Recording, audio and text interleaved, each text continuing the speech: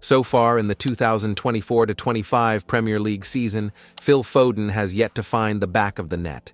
In fact, across all domestic competitions, including the EFL Cup, he has failed to score in 13 matches. Despite being last season's Premier League Player of the Season and PFA Player of the Year, Foden has only registered a single assist. Back in December, when fans on social media were roasting him for his lack of impact, especially after Manchester City's 2-0 loss to Liverpool, Foden didn't respond by stepping up his game. Instead, he fired back at the critics by posting photos of his past successes, including his Player of the Year award. But even after that, his performances didn't improve. Strangely, apart from memes on Instagram and Twitter, the media has been eerily silent on Foden's struggles. Major outlets and pundits barely mention how unrecognizable he looks compared to last season. Now, don't get me wrong, I'm not a Foden hater. It's just surprising how he's managed to dodge mainstream media criticism. Last season, he wasn't just Manchester City's standout player, he was officially recognized as the best in the entire Premier League for a reason. What's even crazier is that this dip in form didn't come out of nowhere. We saw early signs of it during Euro 2024. Foden was expected to play a key role for England after his stellar club season, but instead, he was a complete non-factor.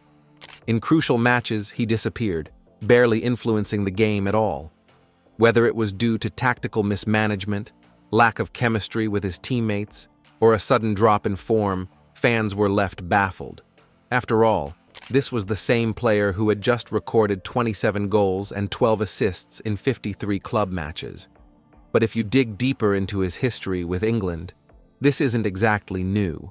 While Euro 2024 was arguably his worst ever showing in an international tournament, Foden has always looked like a different player when representing his country. It gets worse.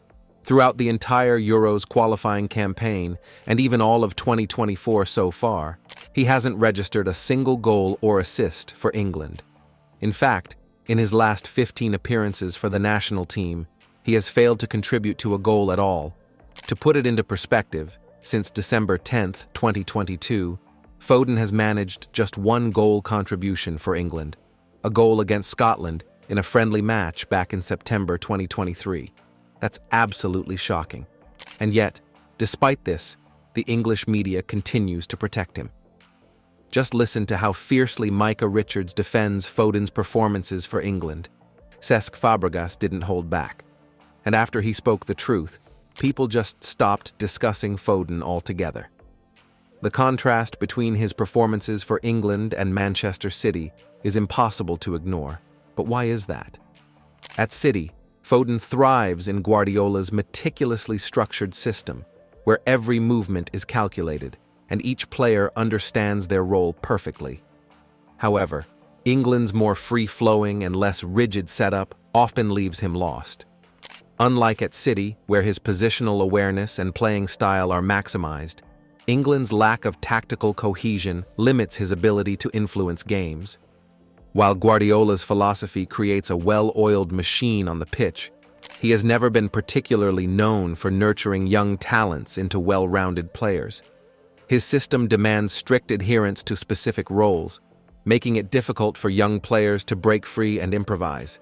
And since Foden has been molded exclusively in this style of football, it's no surprise that he struggles outside of it. For instance, imagine if Cole Palmer had stayed at City for years, playing a fixed role in a structured system. Would we see him playing as freely as he does now?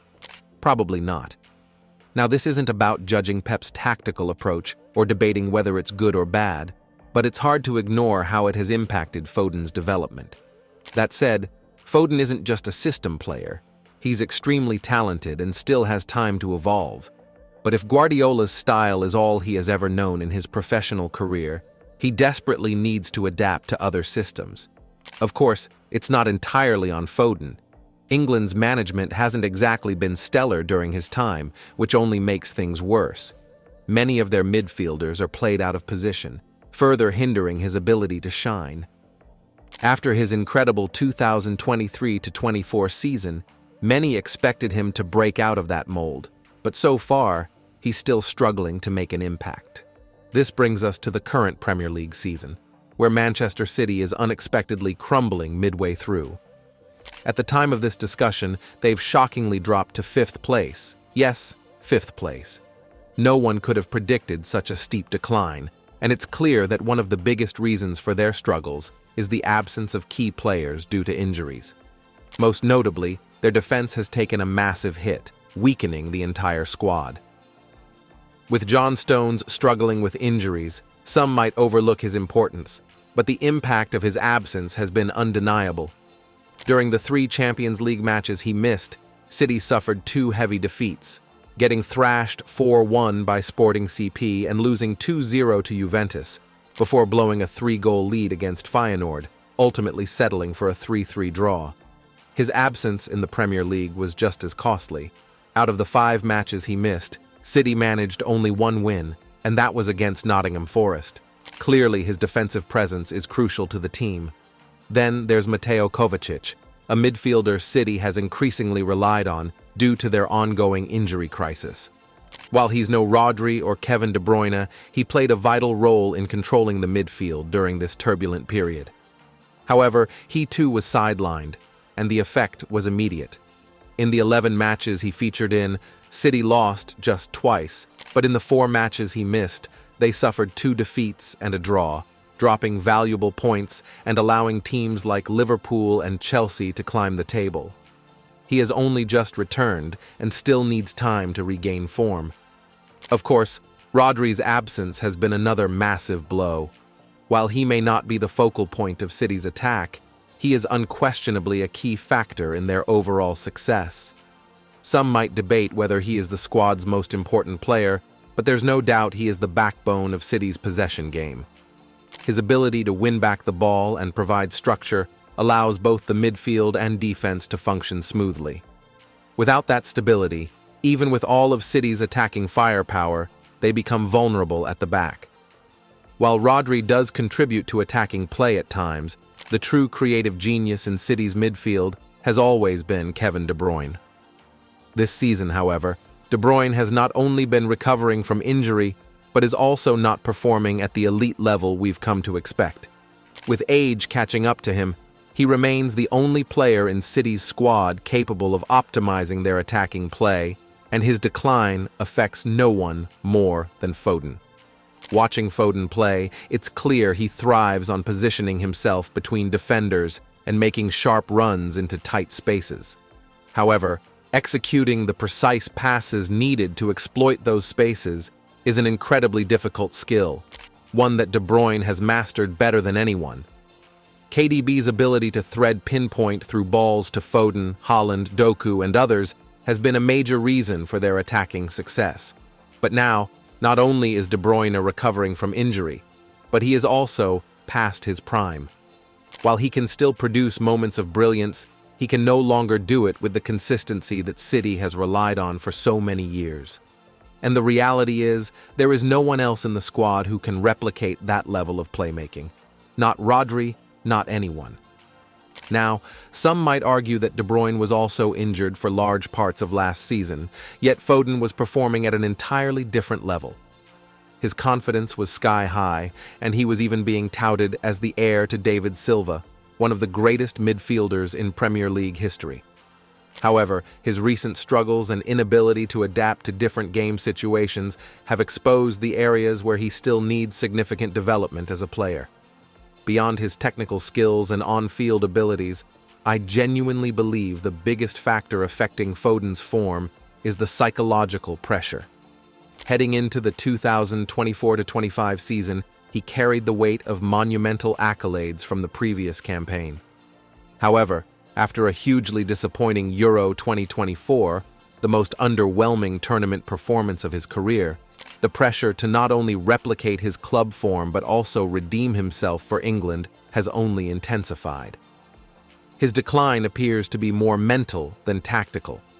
Last season, he was seen as the young prodigy on the rise, but now he is expected to be the cornerstone of the team, a player who must deliver consistently at the highest level.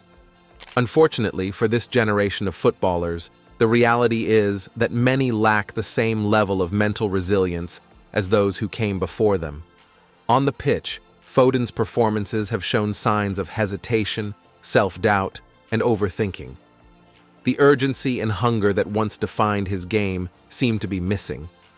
Perhaps, after winning so many awards last season, he simply isn't as motivated. This shift in mentality hasn't just affected Foden, it has impacted the entire Manchester City squad. This season has been anything but typical for the reigning champions. City is simply not accustomed to losing, and their ongoing struggles have visibly drained the team's morale. With each unexpected setback, the pressure on every individual increases, and for many players, this is uncharted territory.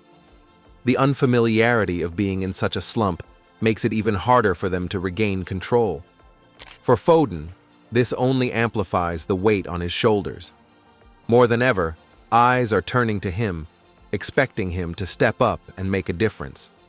But the question remains, does he have the emotional and mental strength to handle that responsibility? Some even speculate that the club's ongoing financial misconduct charges are playing a role in their poor form. Theories circulating on Reddit suggest that insider knowledge of a potential punishment, possibly even relegation, is killing the squad's morale. While this might sound far-fetched, City's instability this season has left many searching for answers. Regardless of external factors, Foden must find a way to reignite his passion on the pitch. His talent is unquestionable, and there is still time to turn things around, but doing so will require a major mindset shift. He needs to respond with performances, not social media posts. Past achievements cannot be used as a shield from criticism. A truly great player takes setbacks as motivation to improve. Ultimately, it's up to Foden to put in the work and take responsibility. If he doesn't, the backlash won't just come from memes or social media. It will come from the very fans, pundits, and media outlets that have defended him. And when that happens, even his status as England's golden boy might not be enough to protect him. If you enjoyed this video, don't forget to like, comment, and subscribe for more amazing content. Let me know in the comments what topic you'd like to see next. See you in the next one.